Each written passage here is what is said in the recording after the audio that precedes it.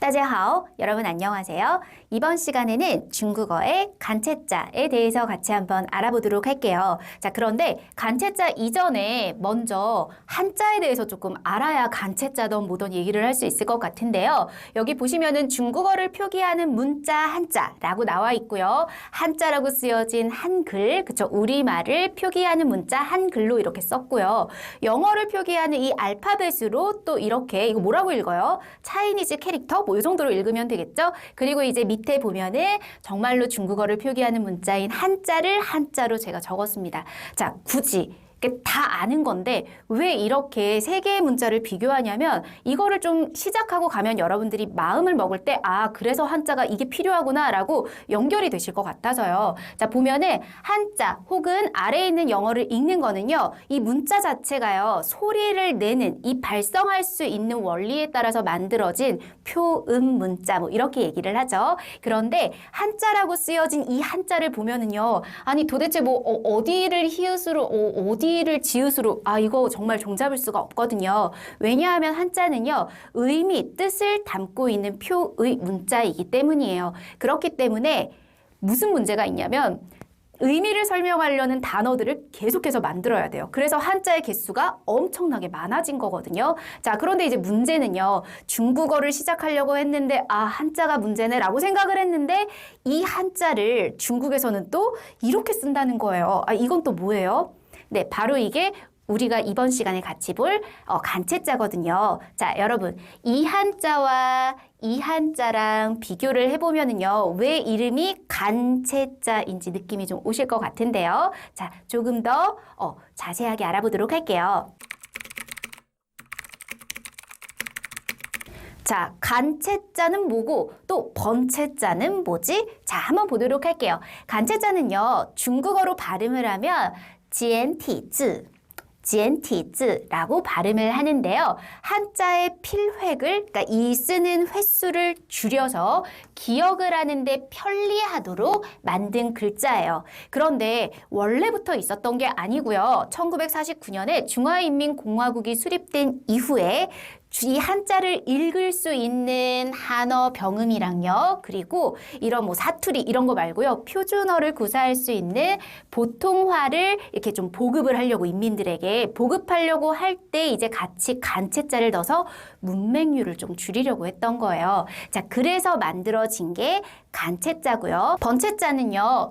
간체자의 상대적인 개념으로 보시면 돼요. 이렇게 줄이기 이전에 그냥 썼던 정자체라고 보시면 되고요. 중국어로 발음 한번 들어보세요.繁体字, 繁体字라고 발음을 합니다. 자, 한국이랑 일본 그리고 그 당시에 중국의 어떤 행정 명령을 받지 않았던 대만이나 홍콩, 마카오 등에서는요. 여전히 지금도 번체자를 쓰고 있습니다. 자, 이렇게 간체자, 번체자 어떻게 다른지 느낌 오시나요? 자, 그러면 실제로는 얼마나 다른지 한번 보도록 할까요? 우리가 아는 한자의 모양과 중국에서 쓰는 간체자의 모양은요, 이렇게 달라요. 저는요, 눈이 벌써 막 어지러워요. 자, 이 오른쪽에 있는 게 우리가 지금 쓰고 있는 번체자, 그러니까 간체자 이전에 그냥 늘 써왔던 게 바로 오른쪽에 있는 거고요.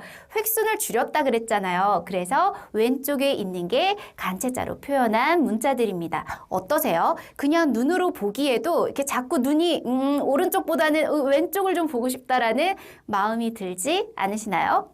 자, 한자의 개수를 얘기하면은요, 뭐 사람마다 좀 다르긴 하지만 다 모으면은 약 3만 개 정도의 한자가 있다고 해요. 중국어를 하는데 이 한자가 다 필요한 게 아니고요. 중국 사람들도요, 그 3만 자 중에서 정말 늘상 쓰는 상용 한자를 한 2,500개 정도면 충분하다라고 얘기를 해요. 자, 그런데 우리나라에서도 교육부에서 지정한 한자가 있는데요. 저는 이 숫자 알아보고 조금 놀랐어요. 적지 않더라고요. 1,800개래요. 자, 그러면 2,500개면은 중국 사람들이 중국에서 일상적으로 대화를 하거나 문자를 읽거나 하는데 문제가 없다고 하는데 우리도 교육용 한자가 1,800개. 이 중에서 와, 중복되는 한자가요. 1600개가 넘어요. 그러니까 우리나라에서 있는 한자를 정말 다 알고 있다면 중국어가 굉장히 쉽겠죠. 근데 어쨌든 우리는 알러지 있는 사람들이니까요. 어쨌든 이런 정도의 비슷한 게 있구나라는 느낌만 가지고 가면 될 것 같아요. 자, 그리고요. 간체자를 제정하면서 모든 한자를 다 줄인 게 아니고요. 그중에서 한 2000개가 넘는 한자를 획순을 줄여놨고요. 이것도 마찬가지로 늘상 상용되는 간체자의 수는요. 한 500개 정도가 된다고 해요. 그러니까 3만 개라는 한자 수에 너무 기죽지 마시고요. 한 500개 정도의 간체자 그리고 이렇게 중국에서 쓰는 거는 그중에 한 2000개를 더하면 된다. 요 정도로 생각을 해주시면 될 것 같아요. 선생님 이렇게 뭐 줄여서 막 2500 해도 위로가 안 돼요 라고 하실 수 있는데요. 맞아요. 제가 생각해도 그건 위로가 되지 않아요. 그런데 한자 알러지가 있는 그리고 아직 정확한 정보를 모르시는 분들이 그냥 중국어를 이렇게 시작하려고 하면은요. 그러니까 이런 오해들을 좀 하시더라고요. 선생님 중국의 한자는요. 우리가 아는 한자와 완전 다르대요.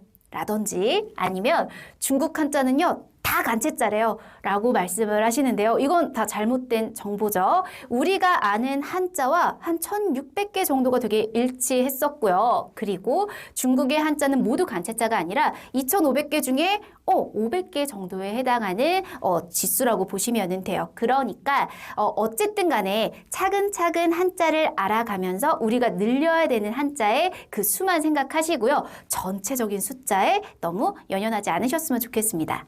저하고 같이 수업을 하는 학습자들도 그렇지만 수업을 하지 않더라도 제가 중국어 강사라는 걸 아는 지인들은요. 이런 질문 정말 많이 하거든요. 한자 꼭 해야 돼? 꼭 알아야 돼요? 이런 말씀 많이 하시는데요. 저는 일단은 이렇게 얘기해요. 아니야, 몰라도 돼, 몰라도 괜찮아 라고 얘기를 해요. 그러면 막 얼굴에 막 화색이 돌아요. 진짜요? 몰라도 돼요? 라고 하는데 그때 이제 제가 얘기하는 게 있죠. 근데 이렇게 몰라도 되기는 하는데 그러니까 이렇게 길게 가고 이렇게 깊게 가려면은 모르면 안 되죠. 이거는 정말 짧고 가늘게 갈 때 정말 단순히 그냥 취미로 그냥 조금 하다 말 정도면은 몰라도 되는데 사실은 하고 싶은 말은 이제 이거죠. 꼭 알아야 한다라고 할 순 없지만 이거 알면 더 좋아 라고 얘기를 해요. 한자를 알면은 뭐가 좋을까요? 제가 3가지 정리했는데요. 같이 한번 살펴보도록 할게요. 자, 열심히 중국어 공부를 했어요. 그리고 중국의 공항에 딱 도착을 했어요. 멘붕이에요. 한자가 적혀 있는데 병음이 없는 거예요.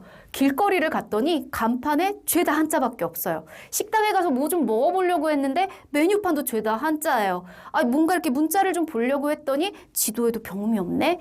네, 맞습니다. 실제 중국에서 중국 사람들은요, 병음을 같이 표기하지 않아요.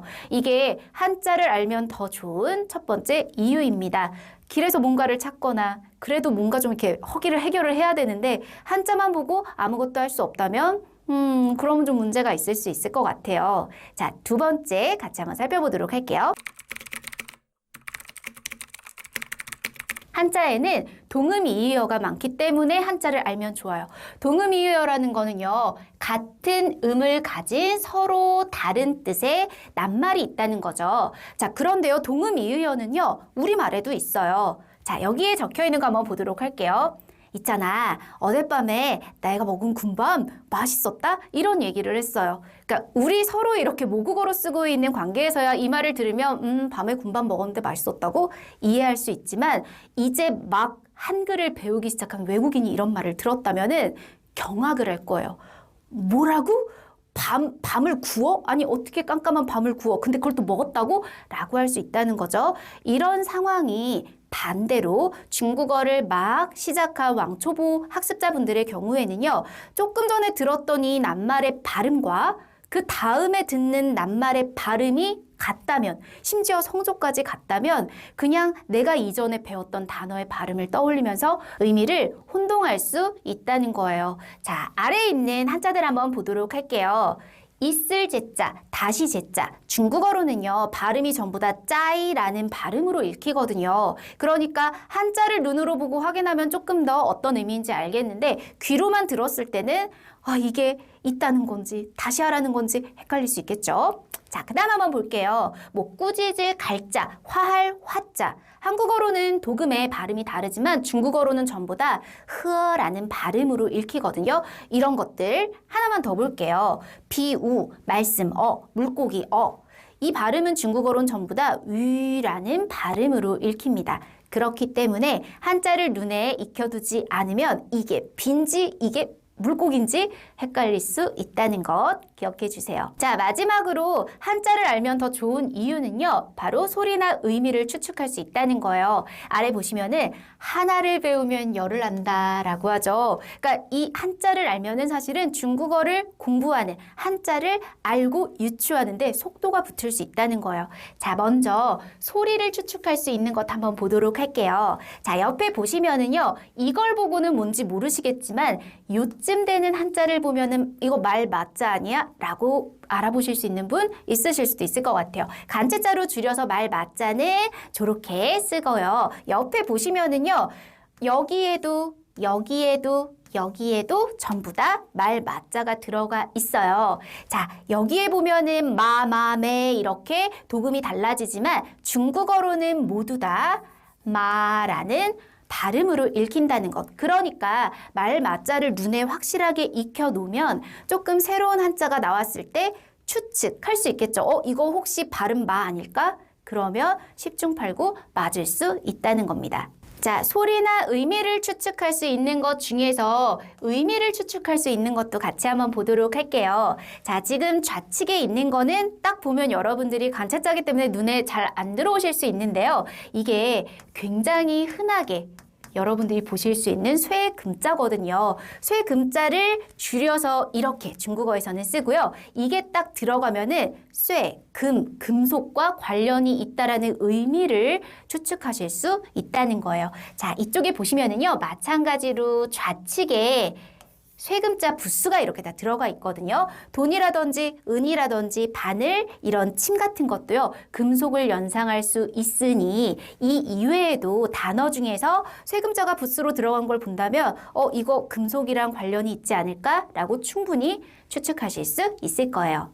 네. 한자를 알면은 더 좋은 이유에 대해서 저희가 같이 알아봤습니다. 뭐 이렇게 중국의 길거리 가면은요, 까막눈 되지 않고 무언가를 알아볼 수도 있을 거고요. 동음 이의어가 우리말보다 훨씬 많은 중국어에서 한자를 알면은 그 의미들을 구분하기에도 도움이 될 거고요. 그리고 소리나 의미를 추측할 수 있는데도 도움을 받을 수 있을 거예요. 제가 이렇게 말씀을 드려도 내가 중국어 공부를 하려고 하는데 한자 때문에 공부하기 싫어라고 하는 분들 분명히 있을 거예요. 자, 여러분, 한자는요, 여러분들이 중국어를 공부하는데 걸림돌이 되는 게 아니고요. 도우미가 될 수 있다는 것 수업하면서 같이 알아보도록 할게요. 이번 시간은 여기까지 하도록 할게요. 再见. 大家好, 여러분 안녕하세요. 이번 시간에는 한자의 기초와 기본을 충실하게 다질 수 있는 부수에 대해서 같이 한번 알아보도록 하겠습니다. 자, 먼저 부수가 뭐예요? 라고 질문을 하신다면 제가 부수를 먼저 알려드리기 전에 한자에 대한 설명을 좀 다시 드려야 될 것 같아요. 여러분들이 한자를 생각하면은 그냥 어렵다 라고 생각하실 수도 있는데요. 조금 재밌게 생각을 해보면 어떨까요? 여러분들이 한번 여기에 있는 그림처럼 퍼즐이나 블록을 한번 떠올려 보시면 좋을 것 같아요. 한자라는 게 사실은 옆에 있는 것도 보시면 그렇지만 생각할 상자도요. 나무 목자, 눈 목자, 마음 심자가 같이 합체해서 만들어진 거잖아요. 그러니까 퍼즐이나 블록을 만들듯이 한자도 의미 있는 것들을 모아서 정말로 표현하고 싶은 것들을 나타낸다라고 이해를 하시면 좋을 것 같아요. 자, 그러면 이제 본격적으로 부수가 뭐냐라고 한다면 이 한자를 이루는 요소들 중에서 가장 기본적이고 가장 공통적으로 쓰이는 부분을 모아서 부수라고 해요. 자, 그러면 생각할 상자에 있는 세 개 중에서 부수는요. 자, 바로 여기 아래에 있는 마음 심자입니다. 그러니까 뭔가 마음에 관련된 무언가를 떠올리거나 그리워한다는 의미로 쓸 수 있겠죠. 자, 중국에는요. 부수가 몇 개 있냐면 200개하고도 14개가 있습니다. 굉장히 많죠. 그런데 이 중에서 글자의 일부를 획수를 줄여서 간체자로 쓰는 거는요. 214개에 비하면은 몇 개 안 돼요. 어떤 것들이 있는지 한번 살펴보도록 할게요. 214개 중에서 간체자로 많이 쓰이는 부수 26개. 오늘 다 보려는 건 아니고요. 그 중에 3가지를 한번 살펴보려고 해요. 자, 이 부수가 기본적, 공통적으로 쓰인다고 했는데 그러면 어떻게 알아볼 수 있을까요? 자, 여기에 있는 3개의 부수 한번 살펴보도록 할게요. 먼저 첫 번째, 말씀언입니다. 자, 이렇게 획수 여러 개를요. 중국어에서는 간체자로 줄여서 이렇게 간단하게 표현을 해요. 말씀언이라는 의미를 그대로 담아서 이게 들어있는 한자는 어찌됐던 간에 말하는 거랑 관련이 있겠구나 라고 생각하시면 좋을 것 같아요. 자, 두 번째는요. 밥, 식자인데요. 마찬가지로 간체자로 줄여서 이렇게 간단하게 표현을 했어요. 한자 중에서 이 한자가 보인다면은 이건 어쨌든 음식 아니면 먹을 것과 관련이 있겠구나 라고 생각해 주시면 되겠죠? 자, 이제 마지막으로 쇠금자 한번 볼게요. 성김으로도 많이 쓰이기 때문에 여러분들한테는 아무리 한자 알러지가 있다고 하더라도 꽤 익숙한 한자죠. 그런데 간체자로는 또 이렇게 줄여서 쓰니까요. 간체자 부분을 좀 눈여겨보시면 좋을 것 같아요. 어쨌든 쇠, 금, 금속과 관련 있는 단어에는 이 부수를 쓸 수 있겠다라고 생각해 주시면 되겠죠? 자, 그러면 이어서 척 보면 느낌이 진짜로 오는지 하나하나 관련된 한자들 살펴보도록 할게요. 먼저 말씀 언자, 제가 말하는 것과 연관이 있다고 했는데 일부러 여기 밑에는 병음만 제가 이렇게 놨어요. 그러면 이 발음 한번 보면서 정말 말하고 관련이 있는 의미인지 한번 살펴보도록 할게요. 첫 번째는요. 라고 하는 발음이고요. 우리가 말하는 발음에 설명하다 할 때 설자예요. 그러니까 말하는 것과 정말 관련이 있겠네요. 중국어의 단어로는 말하다라는 의미를 가지고 있습니다. 자, 두 번째 단어는요. 화라고 발음을 하고요. 우리가 표현할 때는요. 우리 대화 좀 해. 대화 좀 하자 라고 할 때 대화, 화자예요. 마찬가지로 진짜 말하고 관련이 있네요. 중국어의 단어로는 말이라는 뜻을 가지고 있어요. 자, 아래 보시면은요. 칭이라는 발음이 나와 있는데요.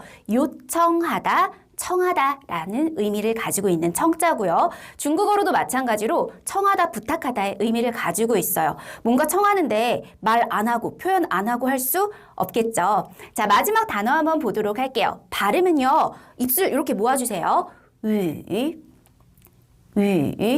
라고 발음하고요. 지금 여러분들이 한자 이전에 사실 중국어 하시려고 하는 거죠. 외국어 하시려고 하는 거죠. 언어에 들어가는 어자의 발음입니다. 자, 마찬가지로 언어라는 것도 소통을 하기 위한 말의 일종이잖아요. 그러니까 진짜로 이 말씀 언자가 들어있는 한자들은 공통적으로 말과 관련이 있다라고 정리해 주시면 되겠죠? 네, 이어서 밥, 식자에 해당하는 부수 보도록 할게요. 간체자로 줄여서 표현하는 것 눈에 조금 익혀두시고요. 아래 보시면은 마찬가지로 4개의 한자들이 있어요. 첫 번째는요, 발음이요.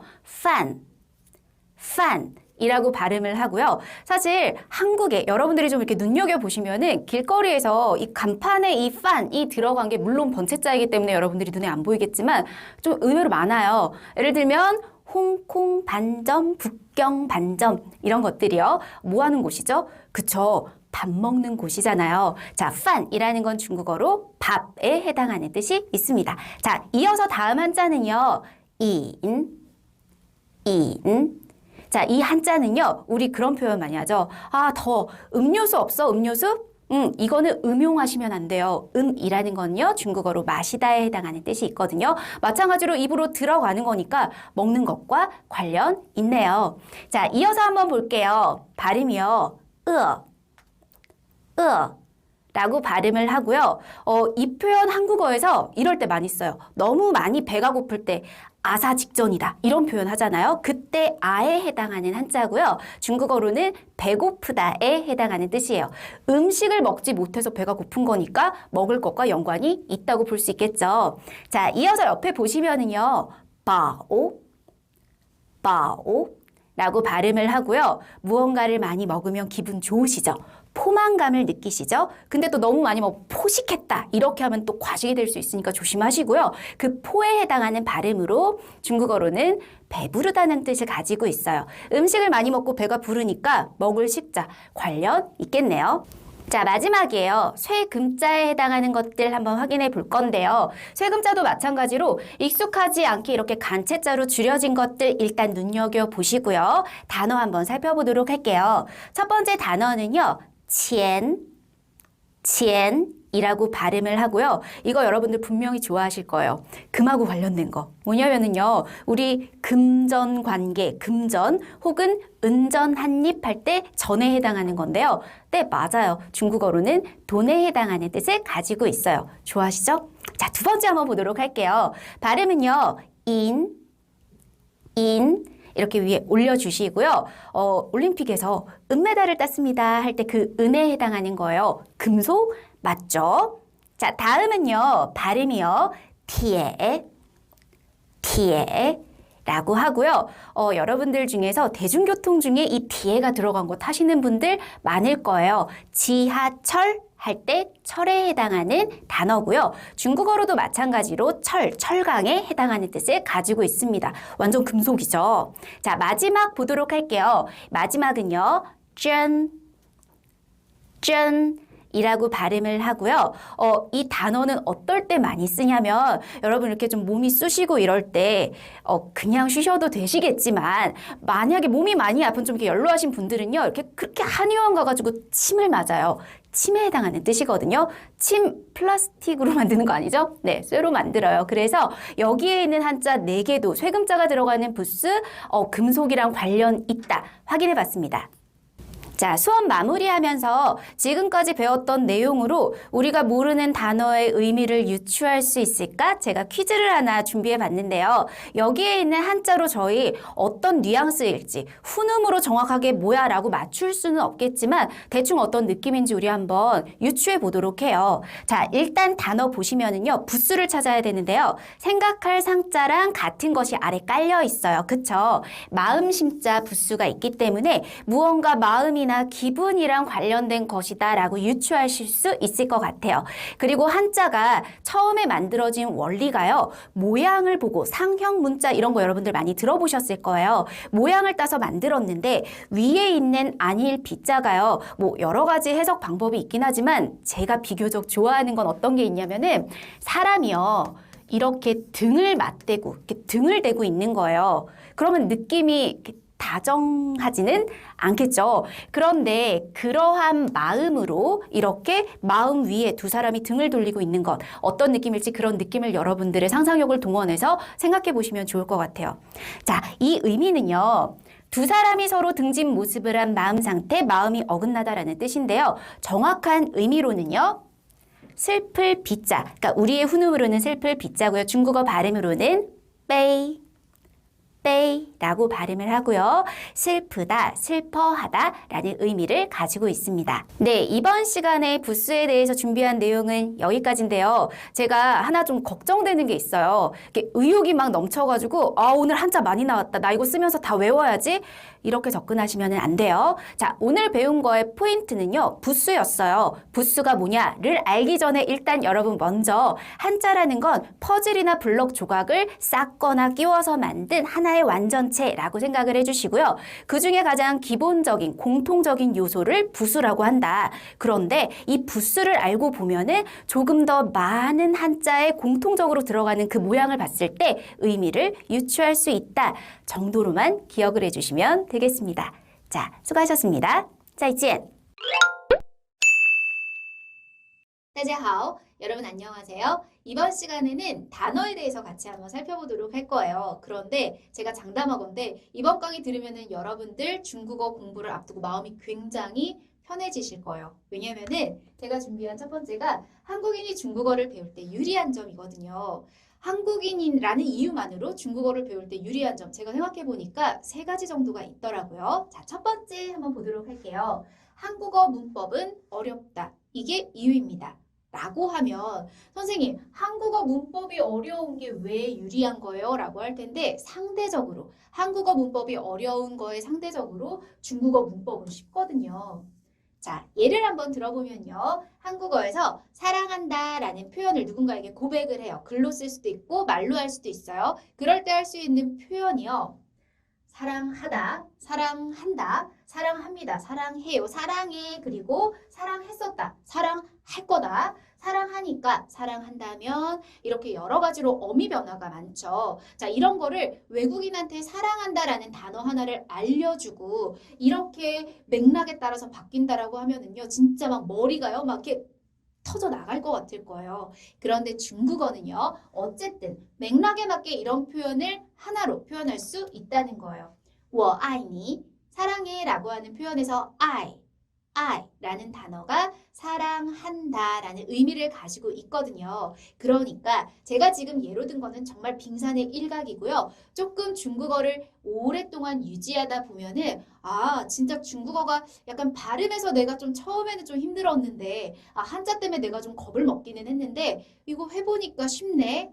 혹여 영어보다 쉽네? 라고 말씀하시는 분들 정말 많아요. 그러니까 조금 길게 보고 가보도록 해요. 자, 두 번째 한번 보도록 할게요. 자, 두 번째는요. 배울수록 한국어 어순과 유사하다라는 거예요.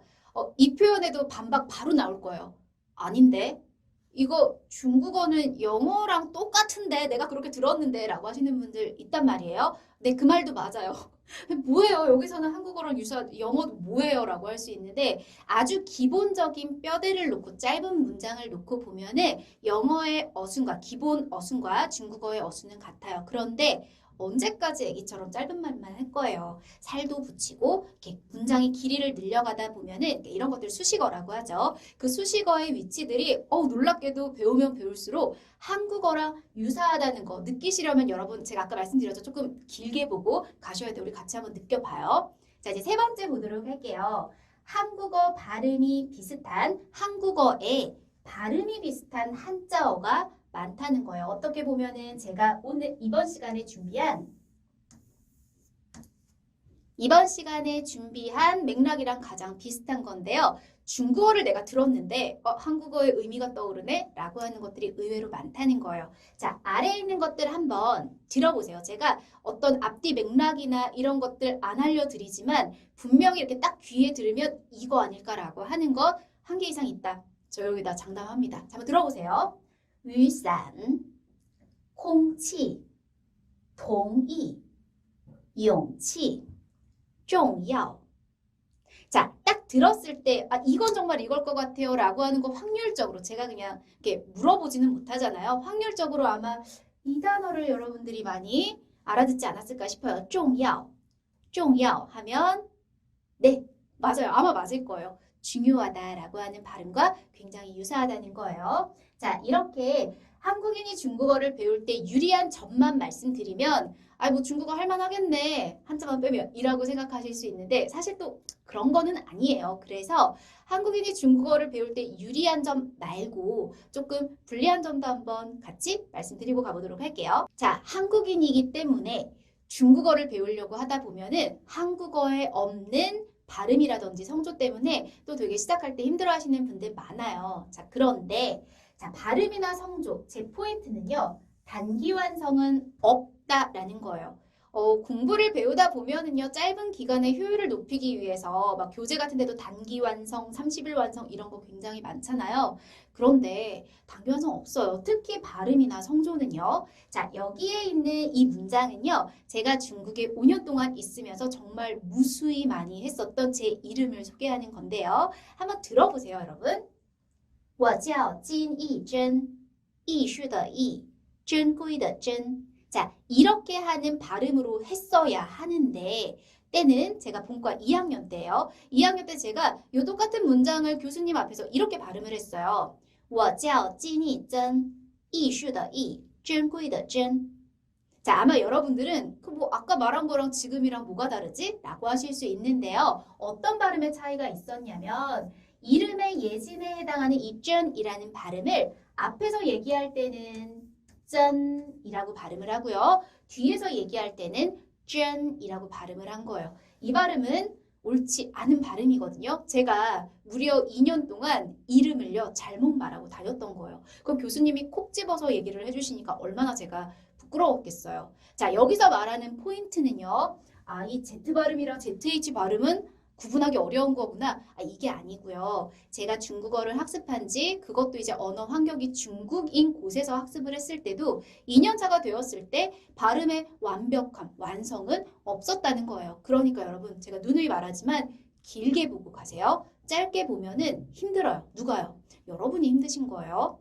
자, 뒤에 한번 이어서 보도록 할게요. 저명한 언어학자 스티븐 크라센이라는 분이 이런 말씀을 하셨어요. 외국어 습득을, 언어 습득을 위한 최적의 인풋은 무진장 재밌어야 한다. 바로 이 재미라는 얘기를 했는데요. 여러분, 공부를 하다 보면은 조금 잘하고 싶은 욕심이 나는데 이게 조금은 괜찮은데 과하게 욕심을 낼 때가 있어요. 아까 말씀드린 것처럼 단기 완성이라든지 내가 정복해버릴 거야 같은 그런 마음인데요. 그런 마음을 먹으면은요. 일단 되게 막 고통스럽고 하기 싫어져요. 왜냐하면 완벽이 어디 있어요. 그냥 좀 나아지는 것뿐이죠. 그러니까 여러분들이 이 재미의 끈을 놓치지 않을 정도의 연습, 안 할 정도의 학습 목표량을 잡으셨으면 좋겠습니다. 이거는 비단 뭐 언어 습득에만 통하는 게 아니고요. 살아가는 데도 다 그런 것 같아요. 재밌게 살아야죠. 그쵸? 자, 이어서 마지막 하나 더 보고 가도록 할게요. 오프라인에서 저랑 학습하시는 분들은요. 이 얘기 진짜 많이 들어요. 발음과 성조는요. 정복하는 것이 아니라 익숙해지는 것이다. 자, 아까 전에 제가 이름을 예로 들었던 거랑 마찬가지로요. 중국어를 하는 학습 기간에 따라서 내가 오늘보다는 이때 더 익숙해질 거라는 거. 그 말은 곧 잘하게 된다는 거거든요. 그러니까 여러분들이 중국어를 조금 길게 유지하다 보면은 잘할 일만 남았지 못할 일은 없다는 거예요. 그러니까 마음 조금 편하게 먹고 갔으면 좋겠어요.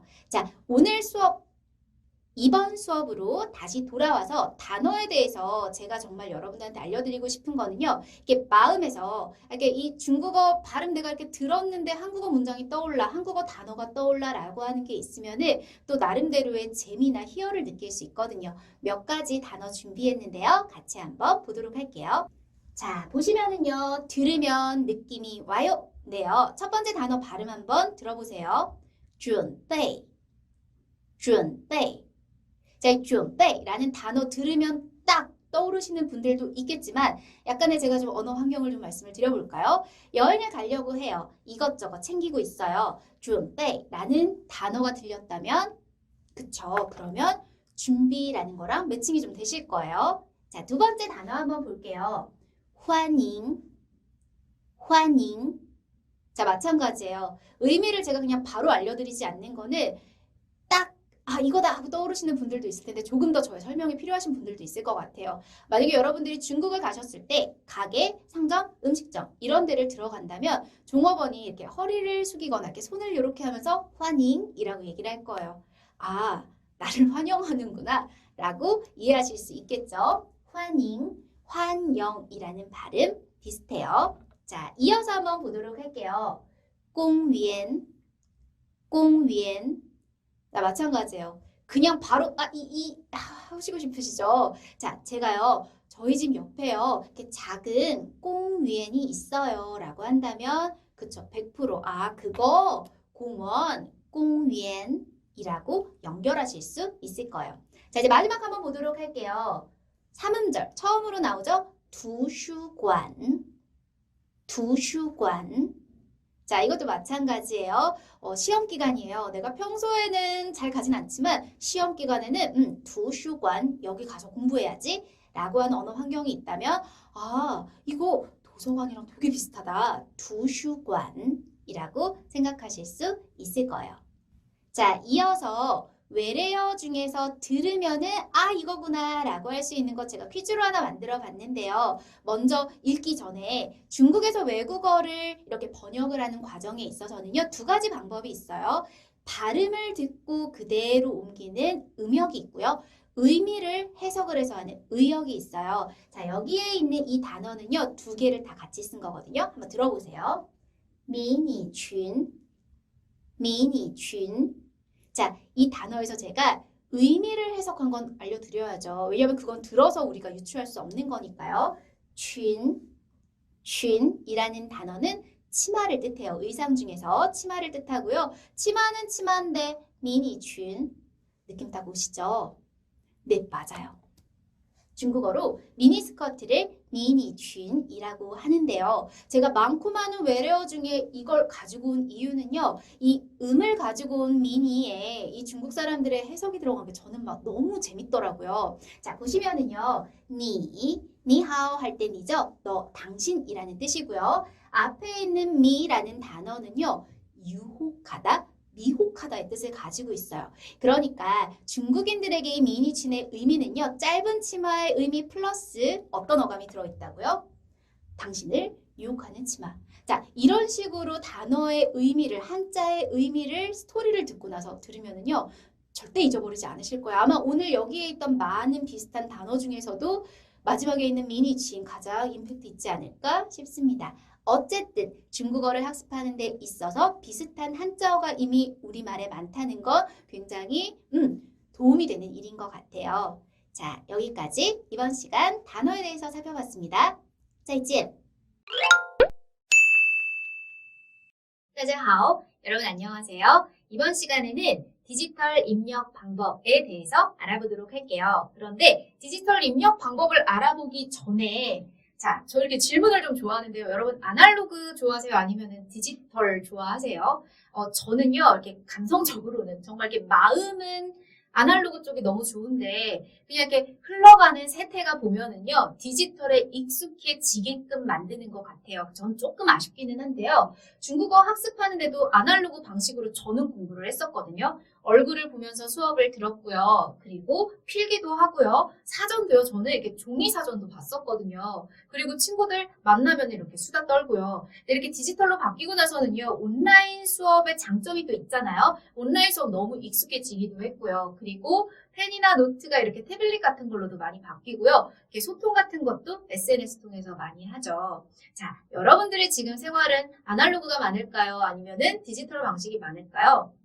네, 아무래도 디지털 방식에 익숙하지 않으실까 싶어요. 그래서 준비했거든요. 중국어를 배웠는데 이 중국어를 교재로만 볼 것인가 아니면 내가 SNS가 됐건 어딘가에 중국어로 소통을 할 수 있을까? 그래서 중국어 디지털 입력 방법, 모바일 그리고 PC에서 설정할 수 있는 것들 같이 이번 시간에 알아보도록 할게요. 자, 먼저 모바일로 중국어 입력 설정하기, 안드로이드 체계랑요, 아이폰이랑 조금 다르기 때문에 헤드폰 준비해 주시고요. 순차적으로 찾아서 이렇게 오시면 될 것 같아요. 근데 미리 말씀드리는데요. 아이폰이 조금 비교적 간단하더라고요. 그러니까 이렇게 안드로이드 폰 쓰시는 분들 하실 때 이렇게 잠깐 멈춤 누르시고 빠른 속도로 찾아와 주시면 될 것 같아요. 자, 첫 번째는요. 설정 버튼 열고요. 일반 클릭해 주시면 돼요. 자, 그런데 이 안드로이드 폰도 종류 되게 여러 가지 있죠. 어떤 폰은요. 입력 및 제어를 선택해서 들어가야 되는 경우도 있으니까요. 잘 찾아주세요. 자, 이어서 두 번째 단계 보도록 할게요. 두 번째 단계는요. 기본 키보드 및 추가 키보드 설정. 안드로이드는 찾아서 눌러주시면 되고요. 아이폰은 키보드 찾아서 클릭해 주시면 돼요. 자, 그런데 여기도 마찬가지예요. 안드로이드 폰 같은 경우에는요. 입력, 언어 입력 방식, 그리고 또 키보드, 그리고 또 스크린 키보드. 이렇게 여러 단계를 거쳐서 들어가야 되는 폰들이 있으니까요. 본인의 폰에 맞는 것들 찾아주시고요. 자, 다음은요. 아이폰 쓰시는 분들 잠깐 좀 기다려주세요. 자, 안드로이드 폰 같은 경우에는요. 삼성 키보드 혹은 이렇게 톱니바퀴 모양의 설정을 찾아서 클릭을 해주시면 됩니다. 찾으셨을까요?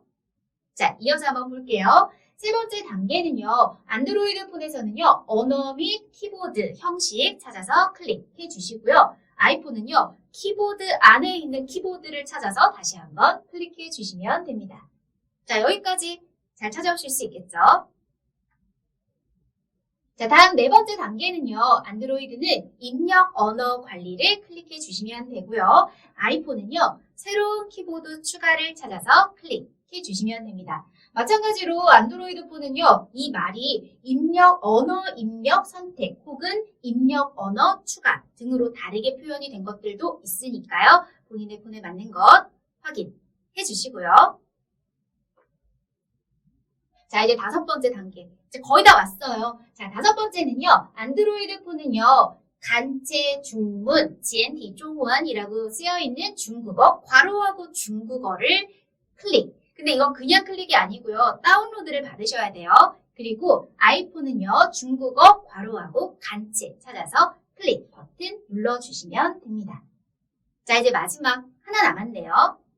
자, 6번째는요. 안드로이드 폰은 병음 쿼티라는 걸 선택해 주셔야 되고요. 아이폰은 병음 옆에 또 쓰여있는 이게 병음 쿼티 이거든요. 마찬가지로 찾아서 클릭해 주시면 됩니다. 병음 쿼티 밑에 나와 있는 이런 것들은요. 중국어를 입력할 때 한자가 아니라 발음을 도와주는 병음을 찾아서 알파벳으로 눌러야 되는데 그 형식에 따라서 이렇게 나뉘어져 있는 거고요. 일반적으로 가장 대중적으로 쓰는 게 병음 쿼티 형식이니까요. 여기에 맞춰서 눌러주시면 됩니다. 자, 이제 끝났습니다. 설정은 끝났어요. 자, 그러면 활용을 할 때는 어떤 주의사항이 있는지 또 어떤 꿀팁이 있는지 한번 같이 보도록 할게요. 자, 중국어를 학습하신 분들에게는 이게 이제 흔히 뭐 땡땡이 이렇게도 부르기는 하는데요. umlaut라는 정식 명칭이 있어요. 그러니까 U자 위에 점이 2개가 찍혀 있는데 이게 우리 핸드폰 보면 자판에 없잖아요. 그러니까 이거는 어떻게 해요? 라는 질문 100이면 100 하시거든요. 자, 방법은요. 어디에 있냐면 알파벳 V가 해당되는 음모를 대신하고 있어요. 그러니까 예를 들어서 여자의 N과 umlaut가 있는 이 땡땡이를 클릭을 하고자 한다면 N 다음에 V 버튼을 눌러주시면 되는 거예요. 그러니까 지금 설정이 이미 끝나신 분들은요. 지금 바로 같이 한번 여자의 이 발음 한번 N, V 눌러보세요. 자, 다음 한번 볼게요. 중국어 자판 입력하는데도 자동 완성 기능 같은 거 있어요? 그러면 시간이 훨씬 단축될 텐데요. 이런 질문도 가끔 하시는데요. 네, 있습니다. 어떤 방법이 있냐면 병음의 성모, 그러니까 자음에 해당하는 성모만으로 단어나 문장이 완성된다는 거예요. 자, 그러니까 예를 들어서 니하오를 다 입력하려면 NIHAO 5개를 눌러야 되는데요. 그냥 알파벳 앞에 해당하는 성모 N과 H만 누르면요. 가장 대표되는 문장 혹은 가장 대표되는 단어들이 뜨니까요. 그 부분 찾아서 클릭해 주시면 시간이 엄청 단축될 수 있습니다. 자, 다음은요. 병음, 성조를 포함해서 병음을 입력할 수 없을까요? 이런 질문 주시는 분들이 있는데요. 제가 수업을 준비하다가 우연히 알게 된 사실인데요. 좀 안타깝지만 죄송합니다만 아이폰을 쓰시는 분들에게는 정말 꿀팁이 될 수 있고요. 안드로이드 쓰시는 분들에게는 해당 사항이 없는 팁이 될 수 있어요. 방법이 있더라고요. 성조에 해당하는 자판을 지그시 2초간 꼭 누르면은 위에 보시는 것처럼 이렇게 4개의 성조가 떠요. 그러니까 우리가 니하오 같은 거를 할 때도요. N 다음에 I를 지그시 누르면 1선부터 4선까지가 위에 딱 뜨고요. HA에 해당하는 A를 지그시 누르면 지금 화면에 있는 것처럼 성조 표시가 되어 있는 것 중에서 하나를 위로 이렇게 옮겨서 해주시면 된다는 거예요. 사실 병음이나 성조를 이렇게 표현을 하고 싶은데 어딘가 보내고 싶은데 방법이 없을 때는요. 인터넷 사전에 있는 병음을 복사해서 붙이는 방법을 추천드립니다. 자, 이번에는 PC에서 입력 설정하는 방법 알아보도록 할 건데요. 일반적으로는 2가지 방법이 있다고 보시면 돼요. 윈도우에서 직접 설정하는 방법 하나, 그리고 이런 어플이나 아니면 프로그램을 다운로드 받는 방법 이렇게 있어요. 그런데 저를 포함해서 약간 이게 기계에 뭔가 다운받을 때 뭐 이상한 거 묻어오면 어떡해요? 막 이상한 거 깔리면 어떡해요? 막 혹은 저는 컴퓨터 용량 차지하는 거 싫어요 하시는 분들이 의외로 또 있더라고요. 그래서 이번 시간에는 윈도우에서 설정하는 방법으로 여러분들에게 알려드리려고 해요. 앞서서 했던 모바일에 비하면 굉장히 간단하니까요. 금방 끝낼 수 있을 거예요. 같이 한번 시작해 보도록 할게요. 자, 일단은 제어판 들어가서요. 시간 및 언어 찾아서 클릭해 주시면 됩니다. 자, 다음은요. 시간 및 언어에서 이제 언어를 다시 찾아서 클릭해 주시면 돼요. 자, 여기까지 따라오셨죠? 자, 3번째는요. 언어 추가에 해당하는 부분 버튼 찾아서 클릭해 주시면 됩니다. 쉽죠? 이제 딱 하나 남았거든요. 자, 언어 추가에 나오는 여러 가지 언어 중에서 중국어 괄호하고 간체 중국어라고 되어 있는 부분을 클릭한 다음에 아래에 있는 다음 버튼, 그러니까 설정 버튼까지 눌러주시면 완성입니다. 쉽죠? 자, 그러면 마찬가지로 이렇게 컴퓨터, PC로 중국어를 입력할 때도 어떤 주의사항이나 꿀팁이 있는지 볼 건데요. 일단은 아까 말씀드렸던 그 땡땡이에 해당하는 거는 모바일과 마찬가지로 알파벳 V에 해당하는 음모 생각해 주시면 되고요. 모바일과 동일하게 빨리 완성할 수 있는 자동 완성 기능 또한 마찬가지로 병음의 성모만으로 완성할 수 있다는 것 같이 기억해 주시면 될 것 같아요. 자, 다음에는요. 모바일에서는 아니고요. 이렇게 컴퓨터 자판에서 할 수 있는 중국어 자판을 쉽게 온오프할 수 있는 기능에 대해서 알아보려고 하는데요. 물론 이렇게 하단에 보면은요. 뭐 가라고 쓰여 있는 거 0으로 바꿨다가 하는 그 부분을 직접 클릭해서 찾으셔도 되지만 Shift 키와 Alt를 동시에 이렇게 타닥 하고 눌러주면 한글에서 중국어로 변환이 쉽게 돼요. 물론 이 방법은요. 윈도우 키와 스페이스바를 동시에 타닥 하고 눌러도 OK인데요. 제가 지금 거의 10년 넘게 쓰고 있는 거는요. 위에 있는 Shift와 Alt 누르는 게 이렇게 거리랑 이게 탁 하는 게 훨씬 더 손에 익더라고요. 그러니까 여러분들도 두 가지 다 해보시고요. 본인에게 맞는 걸로 습관 들이시면 어렵지 않게 온오프 하실 수 있을 거예요. 자, 마지막으로 중국어에서 영어로 손쉽게 전환하는 기능에 대해서 알아보도록 할게요. 저희는 한글에서 영어로 바꾸는 거는 한영 버튼이 따로 있잖아요. 그런데 또 눈 씻고 찾아봐도 중영 버튼은 없단 말이죠. 그럴 때는요. Shift 키를 눌러주시면 돼요. 그러니까 중국어 자판으로 설정이 되어 있을 때 Shift 키를 누르면 영어, 다시 Shift 버튼을 누르면 중국어로 전환이 된다는 기능까지 알고 계시면 될 것 같습니다. 자, 이번 시간에 디지털 입력 방법, 모바일과 PC 두 가지 방법을 같이 알아봤는데요. 자, 마지막에 제가 미션 하나 드려볼게요. 같이 한번 되는지 진짜 해볼게요. 자, SNS 채팅창을 열고 아니면은 뭐 메모장 같은 거 아무거나 입력할 수 있는 것 열고요. 중국어로 설정해 주시고요. 한번 보내볼게요. 자, 요 한자를 보내보시면 돼요. 선생님, 이거 몰라요. 그쵸, 맞아요. 중국어는 한자만 보고는 읽을 수 없으니까 반드시 읽을 수 있는 걸 제가 드렸어야 되죠. 죄송합니다. 자, 여기 있어요. 자, 여기에 있는 신쿠러라고 적혀 있는 XINKULE 찾아서 눌러주시면 됩니다. 어느 정도 기다려드리면 될까요? 벌써 끝났을 것 같은데요. 자, 완성하셨죠? 그런데 제가 가끔 이렇게 학생들한테도 학습자분들한테도 같이 한번 해봐요. 알려드리고 나서 하라 그러면 가끔 깜짝 놀랄 때 있어요. 왜냐면 저는 이제 저한테 보내라고 하거든요. 제가 생각한 시간보다 엄청 빠르게 보내시는 분들이 있어요. 어떻게 이렇게 보냈을까요? 여러분들 중에도 혹시 선생님 X하고 K하고 L 이것만 누르면 자동 완성 기능이 있었잖아요. 기억하시는 분 있으셨다면 천재 입력 천재로 제가 척 해드릴게요. 자, 이번 시간에는 디지털 입력 방법 알아봤습니다. 再见. 大家好, 여러분 안녕하세요. 이번 시간에는 한자 공부 관련된 팁을 알려드리려고 하는데요. 제 꿀팁을 그냥 드리기는 좀 그렇고요. 지금 여러분들이 어떤 상태인지 확인을 좀 하고 팁을 드리도록 할게요. 자, 여러분들 간체자가 좋으세요? 아니면 번체자가 좋으세요? 제가 그냥 이렇게 밖에서도 학습자들 만났을 때 질문을 하면은 대부분은 울며 겨자 먹기로 그래도 번체자보다는 간체자가 좋긴 하죠. 뭐 이 정도로 말씀을 하세요. 근데 사실 이게 마음속에는 번체자고 간체자고 한자 싫다고 라고 말씀하고 싶으셨는지도 모르겠어요. 자, 그런데 한번 저희가 생각을 좀 바꿔보면은 중국 인민들은요. 사실 원래 번체자를 쓰고 있었잖아요. 그런데 그냥 어느 날 갑자기 정부에서 간체자 쓰자 이러면서 이제 간체자를 보급을 했단 말이죠. 인민들은 어떻게 반응했을까요? 궁금하지 않으세요? 자, 두 가지 반응으로 나뉘었다고 해요. 자, 일단 찬성하는 사람들은 만약 지금까지 우리가 번체자를 사용했다면은 우리는 문맹의 상태를 벗어나지 못했을 것이다 라고 얘기를 했는데 실제로 중국에서 간체자를 쓰기 이전에는 70% 80% 정도 됐던 문맹률이요. 간체자 시행 이후에는 10% 미만으로 떨어졌다는 결과치가 있더라고요. 그러니까 간체자가 쉽기 때문에 읽기도 쉽고 쓰기도 쉽다라는 사실은 저희가 부정할 수 없을 것 같아요. 그런데 일각에서는요. 문자개혁이라는 거는 진짜 간체자를 얘기하는 거고요. 이것으로 인해서 위대한 문화유산인 한자를 훼손시켰다. 이렇게까지 얘기를 하는 반응이 있다고 해요.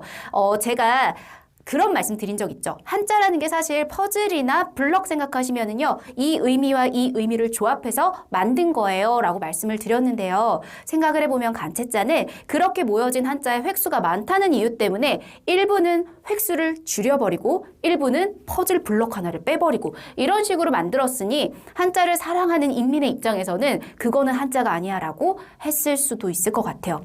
어찌됐던 간에 여러분들의 생각은 어떠세요?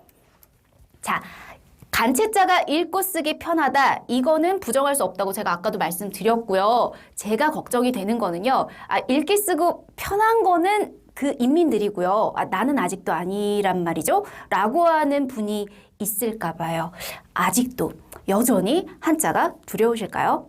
그래서 제가 오늘은요, 2가지 한자 공부에 여러분들에게 도움이 될 만한 팁을 준비했는데요. 하나는 이렇게 심적 부담을 좀 덜어드릴 수 있는 것, 그리고 하나는 실제로 여러분들이 유용하게 쓸 수 있는 팁입니다. 자, 26이라는 숫자의 의미 보도록 할게요.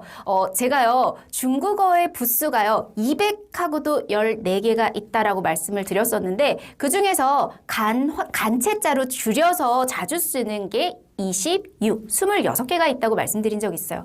선생님, 그게 간체자로 줄여서 쓴 게 뭐 26, 이거 뭐 위로가 안 되는데요? 이걸로 위로 드리려는 거 아니고요. 사실은요, 이 26이라는 게요, 26개가 아니고요, 26점이에요. 점 아니고요. 점이에요. 여러분 고백하는데요. 사실 제가요, 고등학교 때 한문 과목의 시험 점수, 정말 기억하는 점수가 있는데요. 그 점수가 26점이었던 때가 있었어요. 제가 이렇게 고백을 하면은 경악을 하시는 분들이 있어요. 세상에, 중국어 강사인데 한자 그렇게 못했다고요? 이렇게 말씀을 하시는데, 네, 뭐 못하기도 했고요. 싫어하기도 했고요. 진짜 이렇게 좀 공포, 두려워하기도 했어요. 한자 너무 싫었고요. 제가 이렇게 중국어 강사를 하게 될 줄은 꿈에도 몰랐어요. 그런데 제가 이 말씀을 왜 용기 내서 드리는 건데요. 왜 드리냐면은, 제가 그렇게 여러분처럼 한자 알러지가 있었던 산 증인이란 말이죠. 그런데 뭐 저보다 점수가 조금이라도 높으셨다면 희망적이지 않을까요? 아니면 저처럼 두려워하지 않았다면 또 희망적이지 않을까 싶어요. 자, 그러면 심적 부담감을 조금 내려놓으시고요. 지금 이 앞에서 이렇게 강의를 하고 있는, 제가 한자 강사 아니고 사실 중국어 강사거든요. 이 강사를 믿으시고요. 여러분도 할 수 있다라는 생각 가져보시면 좋을 것 같아요. 자, 그러면 진짜 본격적으로 여러분들이 공부를 할 때 유용하게 쓸 수 있는 팁을 드리도록 할게요. 자, 한자 공부 팁. 4개의 단계를 좀 여러분들이 따라오시면 좋을 것 같아요. 첫 번째는요, 한자 쓰지 마세요. 한자 쓰지 마세요 라고 하면은요, 아니 저기 한자를 해야 한다면서요, 알면 더 좋다면서요, 근데 왜 쓰지 말래요 라고 하는데, 한자를 쓰기 전에 먼저 여러분들이 다져두셔야 될 게 있다는 말씀이에요. 자, 2번째 보면은요, 충분히 귀로 듣고 입으로 소리를 낸 다음이라고 했는데요. 여러분들 귀 열려 있잖아요. 귀로 중국어 소리 좋은 거 많이 들으시고요. 입으로 따라하는 건 충분히 많이 해주시고요. 그 다음에 눈으로 한자를 충분히 보면서 뜻을 익히는 게 필요하다는 거예요. 손으로 쓴다는 거는요, 이미 마음에 외워야 된다라는 그 의식이 자리 잡고 있기 때문에 머리를 엄청 쓰는 거거든요. 머리를 쓰지 않고요, 눈이나 귀나 입 같은 감각 기관들을 이용해서 하면은요, 이것들이 다 이렇게 근육의 세포에 기록이 된단 말이죠. 그러니까 그렇게 충분히 익힌 이후에 손으로 써도 늦지 않다는 거예요. 그러니까 이 순서가 뒤바뀌면은요, 정말 안 그래도 싫은 한자가 싫어질 수 있거든요. 그러니까 연필, 펜 다 내려놓으시고요. 일단은 귀 열고 눈으로 보고 그리고 입으로 소리 내는 거에 초점을 맞춰보시면 좋을 것 같아요. 자, 이 4가지의 단계 중에서 제가 가장 중요하다고 생각하는 거는 사실 눈으로 한자를 충분히 본다, 이 부분이거든요. 그런데 눈으로 한자를 충분히 보려고 그러는데 방해 요소가 있어요. 그게 뭐냐면은 바로 한자 병음이에요. 선생님, 저기 이게 뜻글자여서 병음이 없으면 우리가 못 읽잖아요. 네, 맞아요. 그래서 병음으로 읽을 수 있게 도움은 드리지만, 이제는 그게 어느 정도 충분히 숙지가 되면은 보지 않고 한자를 읽을 수 있음에도 불구하고 자꾸 눈은 습관적으로 익숙한 알파벳을 따라가게 된다는 거죠. 자, 그러니까 제가 알려드릴 팁은요, 자연스럽게 그러면 어떻게 하면 눈이 병음이 아니라 한자를 보게 할 수 있을까? 이렇게 연결이 된다고 보시면 돼요. 자, 한번 같이 알아보도록 할게요. 눈으로 한자를 보게 만드는 꿀팁. 제가 생각할 땐 진짜 꿀팁인데요. 여러분들이 느끼실 때도 아, 이거 진짜 좋다라고 느낄 수 있었으면 좋겠어요. 준비물이 딱 하나 있거든요. 흔하게 준비할 수 있는 준비물이에요. 바로 뭐냐면은요.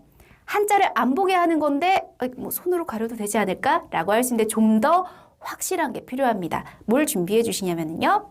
수정 테이프를 준비해 주세요. 화이트라고 부르기도 하나요? 이렇게 테이프 타입으로 되어 있는 글씨 딱 지우면은 가려지는 거요. 이 수정 테이프를 어떻게 활용하는지에 따라서 여러분들의 눈이 한자에 조금 더 오래 머물 수 있게 할 수 있을 거예요. 자, 그러면 어떻게 수정 테이프를 활용하는지 여러분들의 교재, 지금 아마 처음 시작하려고 아직 마음만 먹고 계신 중이라면 중국어 교재를 보지 못하신 분들이 있을 수도 있는데요. 이런 식의 단계를 밟아간다고 보시면 돼요. 자, 초급 단계는요. 니하오 라고 하는 문장을 예로 들었을 때 한자는 작고요. 일반적으로 출판사에서 병음이 되게 크게 나와 있어요. 이 말은 뭐냐면은 저자의 의도는요. 지금 이 초급의 시기는 한자보다는요. 병음을 보고 병음에 있는 발음을 소리 낼 수 있는 데에 초점을 맞추세요. 라는 의도라고 보시면 돼요. 자, 그런데 그대로 중급을 가죠. 중급을 가면 병음이 살아있기는 한데 한자가 커졌어요. 그러니까 이 시기가 되면은 병음은 어느 정도 익숙해졌으니 도움을 받아서 읽을 수 있으면 한자를 보세요. 라는 의미로 보시면 되고요. 자, 고급 단계의 책들을 보면은요, 병음이 아예 밑에 없어요. 자, 일반적으로 학습자분들은요, 중급에서 고급으로 넘어갈 때 멘붕이 와요. 왜냐하면 마음의 준비가 안 됐거든요. 아직 병음이 사라지면 안 되는데 병음이 사라진 책을 손에 잡게 됐을 때 멘붕이 오는데 여러분, 우리는 그러지 말자고요. 어차피 이렇게 흘러간다는 거를 알았으니까 초급에서부터 병음이 없을 때 읽을 수 있도록 나에게 익숙한 한자를 볼 수 있는 수정 테이프 활용해서 이제 진짜 본격적으로 한번 가보도록 할까요? 제가 이름을 지어봤는데요. 수정 테이프 활용 백서입니다. 자, 언제 사용할까요? 자, 이제 의욕이 충만한 거는 공부 시작한 첫날이죠. 그 첫날부터 수정 테이프 쫙 안 되죠. 여러분, 학습 기간이 약 1개월 이후에 시작해 주세요. 제가 약 1개월이라고 한 거는요. 최소 1개월이 지난 이후에 시작하라는 말씀이에요. 왜냐하면 아까도 말씀드렸지만 처음 시작할 때는 한자가 중요한 게 아니고요. 이 한자를 읽는 그 발음 기호. 그러니까 우리에게는 영어 알파벳의 파니스가 굉장히 익숙하기 때문에 그냥 눈으로 보면은 영어식으로 읽게 되어 있거든요. 그렇기 때문에 중국어식으로 발음하는 그 기호를 눈에 익히는 기간을 충분히 가지셔야 한다는 말씀이에요. 그러니까 이건 누군가에게는 1개월일 수도 있고요. 누군가에게는 3개월 이후가 될 수도 있어요. 어쨌든 중요한 건요. 시작부터 의욕에 앞서서 병음 지우고 한자를 외우려고 하지 마시라는 거예요. 자, 그러면 어떻게 사용을 할까요? 자, 제가 아까도 말씀드렸지만 귀로 듣고 입으로 소리를 낸 다음에 눈으로 충분히 익힌 이후에 발음, 성조 모두 숙지된 한자의 병음만 지워주시면 돼요. 한 1개월 정도를 주 2, 3회 수업을 받았다라는 기준으로 보자면 일반적인 회화의 한 4과 정도 분량을 나갔다라고 가정을 할게요. 그 정도 되면은 익숙한 한자는요. 뭐 예를 들면 그런 게 있을 수 있죠. 너, 나, 그 혹은 입니다, 있다라고 하는 한자 정도는 사실 정말 병음이 없어도 충분히 읽어내실 수 있어야 되는데 못 읽으세요. 왜냐하면 그때까지도 눈은 계속 병음만 보고 있었거든요. 그렇기 때문에 그런 한자부터 시작해서 하나씩 지워가는 거예요. 근데 이게 지우다 보면요. 지우는 맛이 있어요. 문장에 한 7개의 단어들이 있는데 내가 그 2개가 남은 걸 안 지우고 싶을까요? 아니에요. 그러면 자꾸 더 한자에 눈이 가게 되어 있다는 거죠. 자, 그리고 뒤에 이어서 보도록 할게요. 수정 테이프를 활용할 때도 주의하실 게 있어요. 이거를 지키지 않았을 때는 의욕이 확 꺾이게 되더라고요. 자, 어떤 주의사항이 있냐면 보통 일반 회화책에 보면은요, 본문 이전에 새 단어라고 해서 단어를 제공을 해주는데요. 의욕이 막 앞선 분들은 막 모든 걸 다 지워버릴 테다 하면서 다 지워버려요. 네, 새 단어에 병음은 지우지 마세요. 일반적으로 고급 책에 아까 제가 니하오라는 한자만 남고 병음이 없어요 라고 했던 것도 본문의 얘기를 가정을 한 거고요. 고급 책 같은 경우에도 새 단어는 병음 제공 당연히 해주죠. 새로운 한자를 읽을 수가 없으니까요. 그러니까 여러분의 마음의 보험처럼 새 단어 부분은 다 남겨두세요. 그러다가 지웠지만 생각이 안 나네 라고 했을 때 다시 돌아가서 확인할 수 있는 사전처럼 활용하시면 좋을 것 같아요. 새 단어까지 지우지 마세요. 자, 그리고 이 정도로 제가 말씀을 드렸는데 이 막상 화이트 그 수정 테이프를 들고 못 지우겠어요, 선생님. 저 이거 지우면 못 읽을 것 같아요. 해서 그 불안감에 못 지우겠다는 분들이 또 의외로 많아요. 그럴 때 제가 이렇게 비유를 해서 드리는 말씀이 있는데요. 여러분, 그 어렸을 때 생각을 해보면은 두발 자전거 처음부터 막 못 타잖아요. 그래서 그 이전에 타는 게, 그쵸, 뒷바퀴에 2개, 보조바퀴를 달아서 3발 자전거를 타잖아요. 성인인데 3발 자전거를 굳이 자전거 못 타는데 타는 사람이 없을 정도로 사실은 유아 시기에 자전거를 타기 위한 단계로 그렇게 가는데, 제가 생각할 때 이 병음은요, 한자를 읽기 위한 그 보조바퀴의 역할이라고 생각을 해요. 그런데 이 보조바퀴를 떼어내지 않으면 성인이 되었는데, 중급 실력이 되었는데도 한자를 눈으로 읽지 못하는 사태가 오는 거죠. 어떨까요? 그러니까 이게 자전거랑 한자랑 쉽게 연관이 안 될 수도 있지만 그 보조바퀴를 뗐을 때 사실 스피드도 훨씬 더 강해지고요. 자신감도 붙고요. 여러분들한테도 중국어에 조금 더 빠른 쾌속 날개를 달아줄 수 있거든요. 자, 그런데 딱 바퀴를 뗐어요. 그러면 처음부터 중심이 안 잡아지죠. 그렇기 때문에 이때 도움이 될 만한 게 하나 있는데요. 그게 바로 음원입니다. 여러분, 음원 활용 정말 많이 해주시면 좋아요.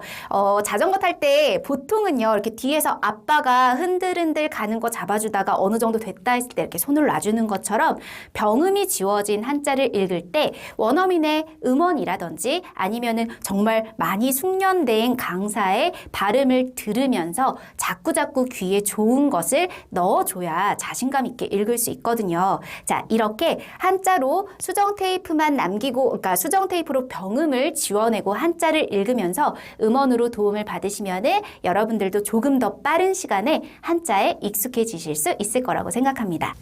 자, 이제 한자를 보는 여러분들의 마음에 변화가 생기셨을 것 같아요. 그래서 조금은 특별하게 마무리 인사 한번 제가 이 문장으로 해보려고 하는데요.